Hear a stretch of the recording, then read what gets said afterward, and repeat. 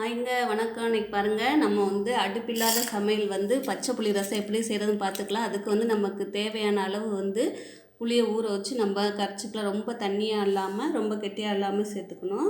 அதோட பாருங்கள், பூண்டு தேவையான அளவு நல்லா இடித்து அதோடு சேர்த்துக்கணும். பாருங்கள், இதுக்கு அடுப்பும் தேவையில்லை, நமக்கு இது தாளிக்கவும் தேவையில்லை. பாருங்கள், ஈஸியாக நம்ம செஞ்சுக்கலாம். இந்த முன்னோர்களாக செஞ்சதுதான்.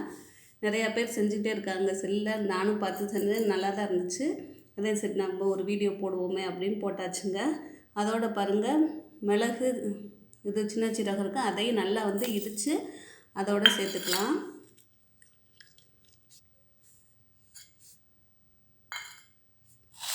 அடுத்து வரமிளகா தேவையான அளவு நம்ம எவ்வளோ சேர்க்குறோமோ அதுக்கு தக்கன வரமிளகா சேர்த்துக்கோங்க. பச்சை மிளகா,